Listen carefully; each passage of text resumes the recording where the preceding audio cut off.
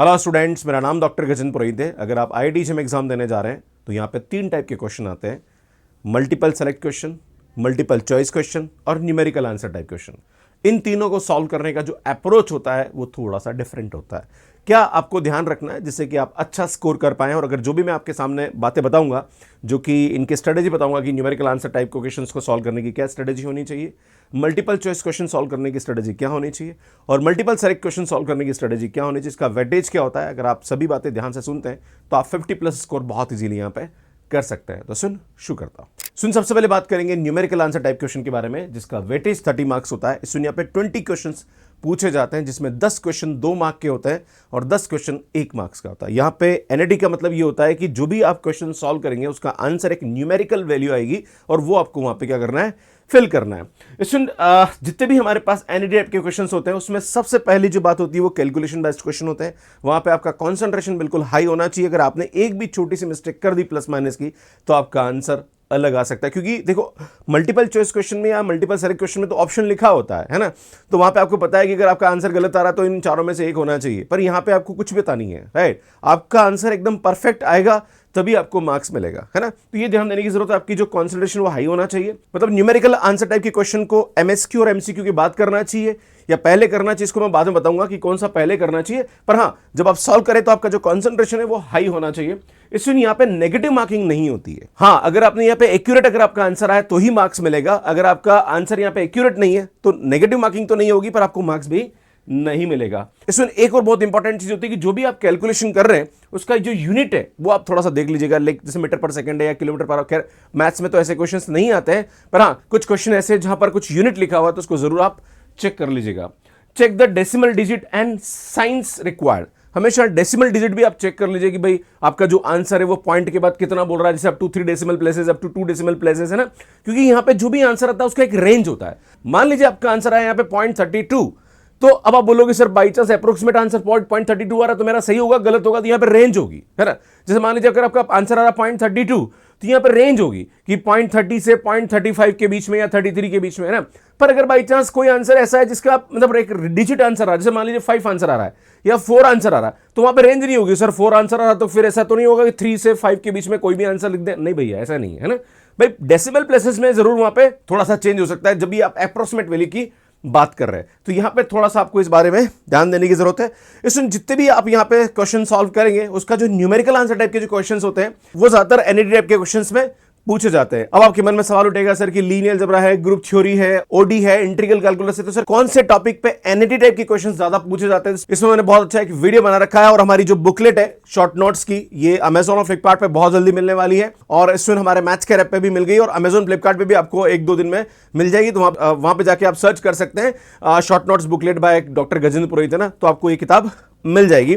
इस बुक के अंदर भी हमने वेटेज को बकायदा बता रखा है। बाकी हमने इस पे एक YouTube वीडियो अपलोड कर रखा है जो कि यहाँ पे थंबनेल दिख जाएगी और iTab पे जाके आपको वीडियो दिख जाएगा कि NAT टाइप के क्वेश्चंस किस सब्जेक्ट में कितने पूछे जाते हैं। उसके टॉपिक वाइज हमने एनालिसिस कर रखा पिछले 5 साल के पेपर को, तो पिछले 5 साल के पेपर से आप समझ सकते हैं कि कौन से टॉपिक पे न्यूमेरिकल आंसर टाइप के क्वेश्चंस पूछे जाते हैं। बात करते हैं सुन यहाँ पे MSQ, इसमें मल्टीपल सेलेक्ट क्वेश्चन। इसका मतलब क्या होता है? देखो बच्चे CSIR नेट एग्जाम देने के बाद मुझे फोन करते हैं कि सर मैंने CSIR नेट का एग्जाम दिया है, मल्टीपल सेलेक्ट क्वेश्चन में सर है ना 3 ऑप्शन राइट थे सर, मैंने 2 ऑप्शन राइट किए, तो क्या मुझे मार्क्स मिलेगा? तो भैया बिल्कुल नहीं मिलेगा। मैं आपको बता दूं कि अगर आप IIT में एग्जाम देने जा रहे हैं, अगर किसी भी क्वेश्चन के 3 ऑप्शन करेक्ट है तो भैया आपको तीनों ही करेक्ट करने हैं। अगर आपने 2 करेक्ट कर दिए और तीसरा नहीं किया, इसका मतलब ये नहीं कि भैया मेरे को तो सर 2/3 मार्क्स तो मिलना ही चाहिए क्योंकि 2 ऑप्शन तो मैंने करेक्ट कर लिए, भैया बिल्कुल नहीं मिलेंगे आपको मार्क्स, है ना।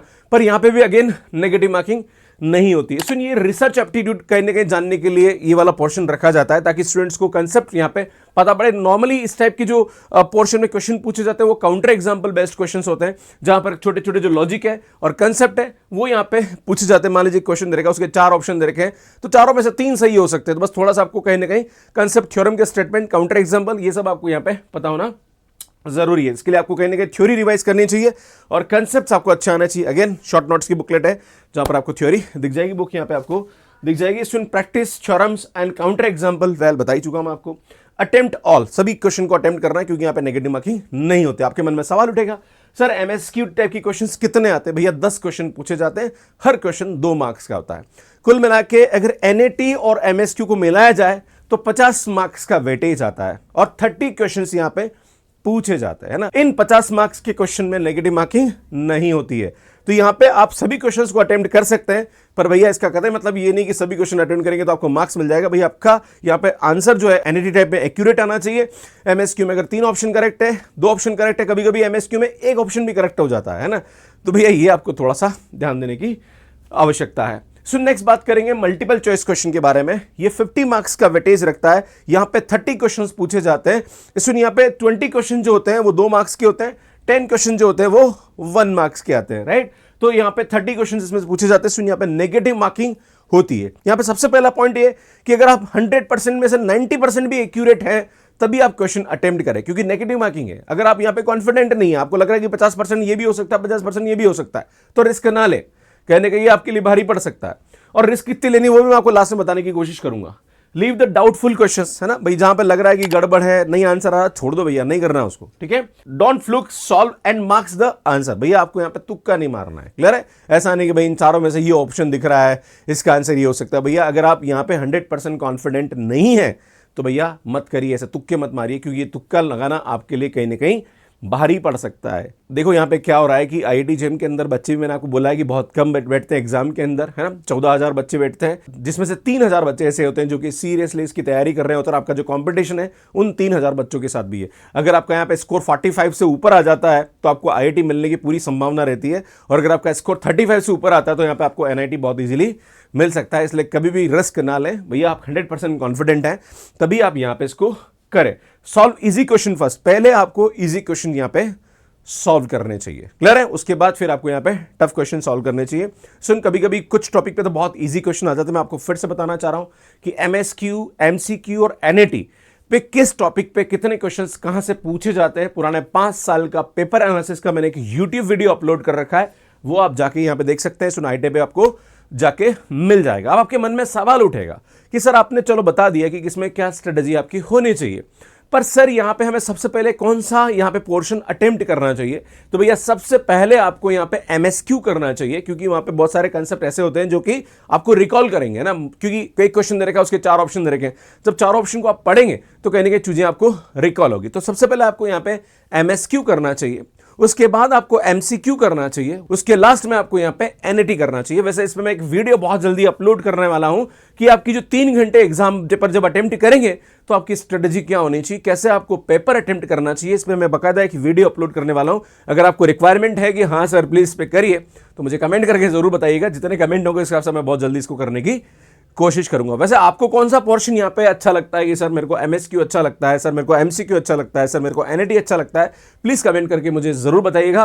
एंड सुन, जो भी मैं आपको सामने यहाँ पे वीडियोस अपलोड कर रहा हूँ, मेरा एक ही उद्देश्य है कि आपका जो एग्जाम है आईआईटी जेम जो होने वाला है वो बहुत अच्छा जाए। और अगर आपकी कोई भी और डाउट है तो आप मुझे कमेंट बॉक्स में यहाँ पे पूछ सकते हैं। बाकी अगर आप आईआईटी जेम एग्जाम की तैयारी हमारे साथ करना चाह रहे हैं तो 2025 के लिए हमने आईआईटी जेम एंड सीटीपीजी का कोर्स लॉन्च किया, जिसकी प्राइस 6,999 है। वैसे 8,999 प्राइस है, पर अभी हम ऑफर में इसको 6,999 में दे रहे हैं, जहां पर लाइव रिकॉर्डेड पीडीएफ, डीपीपी सब कुछ आपको देने वाले हैं। और ये कोर्स अभी फाउंडेशन चल रहा है, और इसका जो मेन सब्जेक्ट का कोर्स है वो हम लोग यहाँ पे फरवरी में स्टार्ट करने वाले हैं।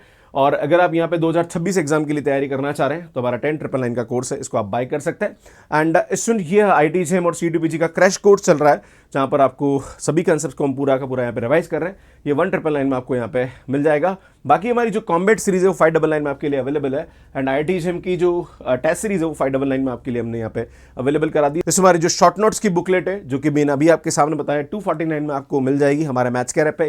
इवन हमने इसको अमेजोन और फ्लिपकार्ट पे भी लॉन्च कर दिया, वहाँ से आप इसको बाय कर सकते हैं। बाकी हमारी जो कॉम्बैट सीरीज बुक है for CSR and IIT JAM, इसमें ये सब बुक्स आपके मैथ्स कैर ऐप पे अवेलेबल है। बाकी आप फ्लिपकार्ट एंड अमेजोन से भी इसको बाय कर सकते हैं। सुनिए, मैथ्स कैर ऐप है जो कि एंड्रॉइड एंड आईओएस पे अवेलेबल, इसको डाउनलोड कर लीजिए। ये हमारा टेलीग्राम है, इसको जुड़ जाइए, यहाँ पे हमारे क्लासेस के अपडेट्स आपको मिलते रहते हैं। सुन, कैसे मैथ्स कैर ऐप पे सब्सक्रिप्शन लेना, इसका वीडियो आप यहाँ पे जाके, इसमें मैंने एक जो वीडियो अपलोड किया था जहां पर एमएसक्यू, एमसीक्यू और एनईटी का वेटेज कितना रहता है, वो वीडियो अगर आपने नहीं देखा तो यहाँ पे जाके देख सकते हैं। यहाँ पे जाके चैनल को सब्सक्राइब कर सकते हैं और यहाँ पे जाके आपको डाउनलोड कर सकते हैं। आप सभी का बहुत बहुत धन्यवाद। Thank you, bye bye.